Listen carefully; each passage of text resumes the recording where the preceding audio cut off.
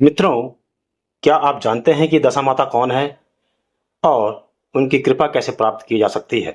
उनकी कृपा से कैसे हम अपना जीवन खुशहाल कर सकते हैं? आज हम आपको एक ऐसी ही कहानी सुनाने जा रहे हैं।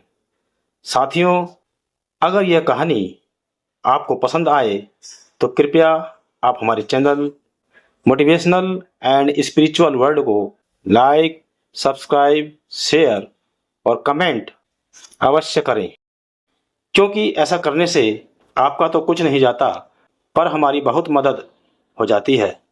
तो चलिए साथियों, शुरू करते हैं आज की यह कहानी। मित्रों, एक छोटे से गांव में रहने वाला एक ब्राह्मण हरिराम अत्यंत गरीब था। वह अपनी पत्नी तथा अपने एक पुत्र और पुत्रवधू के साथ बड़ी ही गरीबी के साथ जीवन जी रहा था। उसके पास कोई साधन संपत्ति नहीं थी, केवल साधारण जीवन और एक दूसरे का सहारा था। लेकिन धन की कमी इस कदर थी कि भोजन की चिंता उन्हें हर पल सताती रहती थी। परंतु मित्रों, ब्राह्मण हरिराम की पुत्रवधू बहुत ही सुसंस्कृत और शांत स्वभाव की थी और अपनी सास के प्रति वह अत्यंत आदर भाव रखती थी। गरीबी के बावजूद उसने अपना कर्तव्य यानी घर संभालना, खाना बनाना, सास की सेवा करना, यह सब वह पूरे मन से निभाती थी। उसका आत्मबल ही उसकी सबसे बड़ी संपत्ति थी। मित्रों, ब्राह्मण हरिराम की पुत्रवधू दशा माता की परम भक्त थी और यह भक्ति उसने अपनी माँ से सीखी थी। और फिर एक दिन जब वह दशा माता की पूजा कर रही थी, तब वह दशा माता से कह रही थी, हे दशा माता, मेरे घर में सुख शांति बनी रहे, मेरे सास ससुर का स्वास्थ्य अच्छा रहे और मेरा घर भरा पूरा रहे। साथियों, गरीबी ने जैसे उनके घर में डेरा डाल लिया था। खाने के लिए कभी दाल होती तो रोटी नहीं, कभी रोटी होती तो नमक भी नसीब नहीं होता था। फिर भी ब्राह्मण हरिराम की पुत्रवधू सरस्वती हर व्रत के दिन पीले चावल और हल्दी का टीका जरूर बनाती थी और कुछ नहीं तो तुलसी के पत्ते ही अर्पित कर देती और वही जल से दशा माता की पूजा करती थी। उनके गांव की अन्य स्त्रियां सरस्वती को देखकर हंसती और कहती, अरे बहू, तुम्हारे घर में तो खुद खाने को नहीं है और तुम देवी को चढ़ावा भी देती हो, ऐसी पूजा का क्या फायदा। सरस्वती यह सुनकर मुस्कुराकर कहती, दशा माता सब देखती हैं, अगर सच्चे मन से पूजन किया जाए तो वह जरूर कृपा करेंगी। और फिर मित्रों, एक दिन हरिराम के गांव में बड़ा आयोजन हुआ। दशा माता व्रत कथा का सामूहिक पाठ। उनके गांव की सारी स्त्रियां सुंदर वस्त्रों में सजी धजी वहां पहुंची, लेकिन सरस्वती के पास पहनने के लिए कोई ठीक वस्त्र नहीं था। फिर भी वह अपने पुराने पीले रंग के लहंगे को धोकर पहन आई और सिर पर पुरानी ओढ़नी रखी और दिल में श्रद्धा। साथियों, जब कथा का पाठ शुरू हुआ, सभी स्त्रियां व्यस्त थीं, लेकिन सरस्वती पूरी तन्मयता के साथ कथा सुन रही थी। उसकी आंखों से आंसू बहते जा रहे थे और उसका मन पूरी तरह से दशा माता में लीन था। और मित्रों, उस रात जब सरस्वती सो रही थी, उसने एक सपना देखा। एक तेज प्रकाश में एक देवी प्रकट हुई। उन्होंने पीले वस्त्र पहने हुए थे, हाथों में पीतल का कलश था और सिर पर सोने का मुकुट। उस देवी ने मुस्कुराकर कहा, बेटी सरस्वती, तेरी भक्ति ने मुझे प्रसन्न कर दिया है। अब समय आ गया है कि मैं तुझे अपना आशीर्वाद दूं। तू कल सुबह अपने आंगन के तुलसी चौरे के पास जरा ध्यान से देखना, मेरी कृपा तुझ पर बनी रहेगी।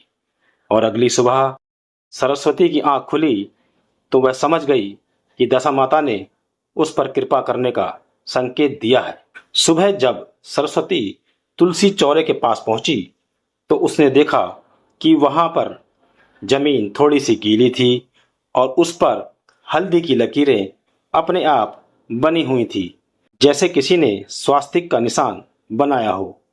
उसके ठीक बीच में पीली मिट्टी से एक छोटा घड़ा निकला हुआ था, परंतु जब सरस्वती ने ध्यान से देखा तो वह घड़ा धीरे धीरे ऊपर आ रहा था। जब उसने उसे निकाला तो सरस्वती ने देखा यह तो एक छोटा सोने का कलश है और वह कलश बहुत ही हल्का और चमकदार था। और उसके बाद सरस्वती भागकर अपने सास ससुर को बुला लाई। यह देखकर सभी हैरान हो गए। ब्राह्मण हरिराम ने उस कलश को पानी से धोया और देखा उसमें हल्दी के दाने थे, लेकिन जैसे ही उसने उन दानों को हाथ लगाया तो वे दाने सोने के दानों में बदल गए। यह देखकर हरिराम का सारा परिवार आश्चर्यचकित रह गया। और मित्रों, अब यह उनका रोज का नियम बन गया था। हर मंगलवार और शुक्रवार को उस स्थान पर हल्दी डालने से सोने के दाने निकलते थे। सरस्वती ने यह रहस्य केवल अपने परिवार तक सीमित रखा। उसने यह माना कि यह दशा माता का ही चमत्कार है और उसे इसका पूरे गांव में ढिंढोरा पीटना नहीं चाहिए। और धीरे धीरे हरिराम के घर में संपन्नता आने लगी। उनका नया घर बना, पशु पक्षियों के लिए अलग जगह, खेत खरीदे गए, उनके घर में कपड़े अच्छे आने लगे। परंतु सरस्वती का जीवन और भी विनम्र हो गया था। लेकिन जैसे ही गांव में यह बात धीरे धीरे फैलने लगी, लोगों ने पूछताछ शुरू कर दी।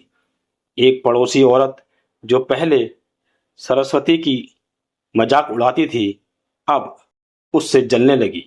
उसने अपने पति से कहा, जरूर इस बहू ने कुछ जादू टोना किया है। यह कैसे एकदम अमीर हो गए? चलो सरपंच के पास चलते हैं। और फिर उनके गांव में पंचायत बैठी। हरिराम और सरस्वती को उस पंचायत में बुलाया गया और उनसे सवाल पूछे गए। पंचायत के लोगों ने हरिराम और सरस्वती से पूछा कि तुम्हारे पास ये धन कहाँ से आया है और तुमने कौन सा उपाय किया है? यह सुनकर सरस्वती ने बड़ी सादगी से जवाब दिया, मैंने कोई उपाय नहीं किया है, मैंने केवल दशा माता का व्रत किया था। सच्चे मन से प्रार्थना और अपनी श्रद्धा में कभी कमी नहीं आने दी। पर गांव के कुछ लोगों को यह बात हजम नहीं हुई और फिर उनके गांव की स्त्रियां कहने लगी, अगर सच में तुम्हारे व्रत से यह सब कुछ हुआ है तो हमें भी बताओ, ताकि हम भी देवी माँ का व्रत कर सकें। और फिर सरस्वती ने उन्हें दशा माता व्रत की विधि बताई। सरस्वती ने बताया कि घर की सफाई करें, पीले कपड़े पहने, हल्दी का तिलक लगाएं तथा पीले चावल का अर्पण जरूर करें और 7 या 13 शुक्रवार तक कथा को सुने। और सबसे जरूरी, मन में सच्ची श्रद्धा और विश्वास रखें। यह सुनकर गांव की बहुत सी स्त्रियों ने व्रत शुरू किया, परंतु कुछ ने तो केवल लालच में किया, ना सच्ची आस्था, ना नियम। और फिर उन्होंने सरस्वती से कहा, हमने भी पूजा की, हमें तो कुछ भी नहीं मिला। यह सुनकर सरस्वती ने गांव की स्त्रियों से कहा, माँ दशा कृपा करती हैं पर परीक्षा भी लेती हैं, श्रद्धा में दिखावा नहीं चलता। और फिर मित्रों, एक बार फिर सरस्वती को दशा माता उसके सपने में दिखी।